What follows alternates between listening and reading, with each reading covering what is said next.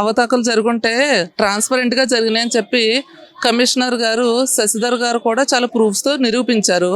అన్ని ప్రూఫ్స్ ఉన్న విషయం నమ్మకుండా జరగని విషయాన్ని మీరు ఎలా నమ్ముతున్నారు సార్? అసలు ఎలా నమ్ముతారు? మీ దగ్గర ప్రూఫ్స్ ఉన్నాయా? ప్రూఫ్స్ అంటే చూపించమనండి. ఆ ప్రూఫ్స్ లేనప్పుడు మాట్లాడకూడదు. చాలా మంది కూడా కొంతమంది మాకు మెడల్స్ వచ్చాయి, మాకు ఉద్యోగం రాలేదు, మాకు ఫస్ట్ ర్యాంక్ వచ్చినా రాలేదు, లేకపోతే మాకు మెరిట్ వచ్చినా రాలేదు, మాకు రిజర్వేషన్ ఉన్నా రాలేదని మాట్లాడుతున్నారు కదా. మీరేమంటారు మరి? మీడియా ముందుకు వచ్చి ఎందుకు ఈ మాటలని? కడుపు మంటతో ఉన్న వాళ్ళు ఎన్నైనా మాట్లాడతారండి. వాళ్ళ దగ్గర ప్రూఫ్స్ ఉంటే ప్రూఫ్స్ తీసుకుని గవర్నమెంట్ దగ్గరికి వెళ్ళమండి. మా దగ్గర ప్రూఫ్స్ ఉన్నాయి కాబట్టి మాకు జాబ్ ఇచ్చారు. ఇందులో మా ట్రాన్స్పరెన్సీ కనిపించిన తర్వాత కూడా వాళ్ళు ఎవరో ఏదో అన్నారండో అనేది కరెక్ట్ అయితే కాదు. ఇక్కడ ప్రధానంగా మెగా డిఎస్సీలో చాలా రకాల ఆరోపణలు ఉన్నాయి. మొదటగా పేపర్ లీకేజ్ అన్నారు, అవకతవకలు అన్నారు, ఉద్యోగాలు అమ్ముకున్నారన్నారు, స్పోర్ట్స్ కోట అన్నారు, హారిజెంటల్ వెరిఫికేషన్ రద్దు అని అన్నారు, రిజర్వేషన్ పాటించలేదన్నారు, మెయిన్ కమ్మకోలానికి కూడా ఎక్కువ పోస్టులు కట్టబెట్టారని అంటారు. అసలు ఒక్క మెగా డిఎస్సీలు ఎన్నో ఆరోపణలు ఎందుకు వస్తున్నాయంటారు? మరి అమ్మ పెట్టదు అడుక్కు తినని ఇవ్వదని చెప్పి వాళ్ళకి పెట్టడం ఎలాగో చేత కాలేదు. చేతనైనటువంటి క్యాపబుల్ పర్సన్ చేశారు కాబట్టి ఆరోపణలన్నీ చేస్తున్నారు. అందులో నిజాలు అనేవి మాకు తెలుసు, మాకు జాబ్ ఇచ్చినటువంటి గవర్నమెంట్కి తెలుసు. ఏమీ చేతగాని గవర్నమెంట్ వీళ్ళ మీద బురద చల్లాలని చూస్తుంది.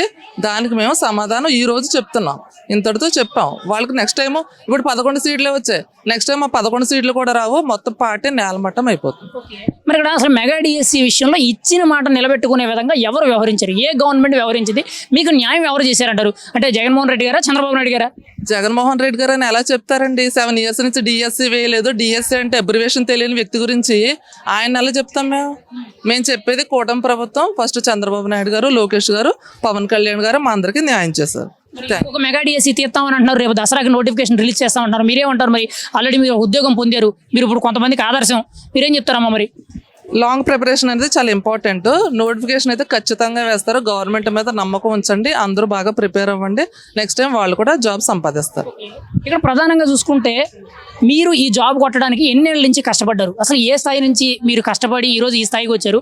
ఓపెన్గా అడుగుతున్నాను, అసలు మీ కులం ఏంటమ్మా?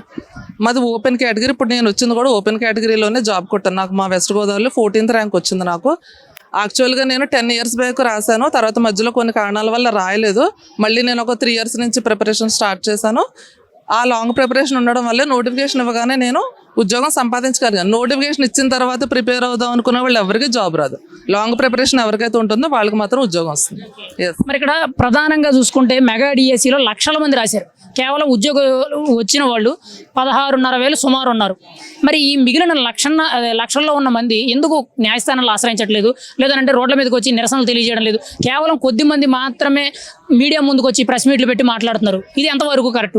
తెలుసు కదండి ఎవరు క్యాపబుల్లో తెలుసు కాబట్టి మేము క్యాపబుల్ కాబట్టి మాకు వచ్చింది. నెక్స్ట్ టైం వాళ్ళు క్యాపబుల్ అయితే వాళ్ళు నెక్స్ట్ డిఎస్సీలో నిరూపించుకోమనండి. అందులో ఎవరేం అబ్జెక్షన్ చెప్పరు కదా. మరి మెగా డిఎస్సీ దగా డిఎస్సీ అని అంటున్నారు. మేము అధికారంలోకి వచ్చిన తర్వాత దీన్ని పూర్తిగా రద్దు చేసేస్తామని మాట్లాడుతున్నారు. దీనికి మీరేమంటారు? మరి చేతకాని వాళ్ళు ఎన్నైనా చెప్తారండి. మేము సిన్సియర్గా వచ్చాం, ట్రాన్స్పరెంట్గా వచ్చాం. డిఎస్సీ అంటేనే ట్రాన్స్పరెంట్, డిఎస్సీ అంటేనే CNB చంద్రబాబు నాయుడు గారు.